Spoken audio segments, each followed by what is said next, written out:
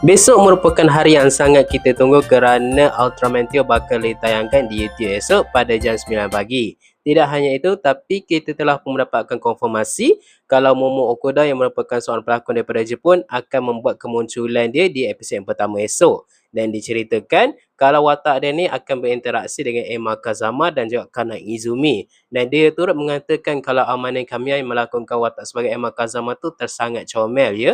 Tidak hanya itu, tapi sebelum ni pun kita pun ada jugalah melihat leak daripada Korea dan juga Hong Kong berkenaan dengan Ultraman Teo, yang mana ada yang perlihatkan Ultraman Merah. Jadi esok kita akan dapat tahu lebih banyak lagi lah tentang Ultraman Merah tu siapa.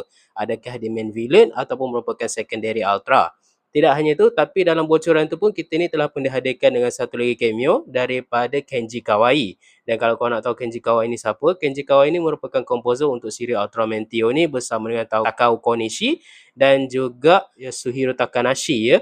Yang mana mereka bertiga ni bertanggungjawab untuk menjadi komposer untuk siri Ultraman Teo ni. Dan mereka pun bakal melakukan cameo di dalam siri Ultraman Teo ni. Dan benda ni telah pun dikonfirmasi oleh pengarah utama daripada siri tersebut iaitu Takashi Naomiya. Yang mana Takashi Naomiya mengatakan kalau kebanyakan staf daripada Ultraman Teo bermula daripada pengarah, penulis serta komposer akan melakukan cameo di dalam siri Ultraman Teo ni nanti.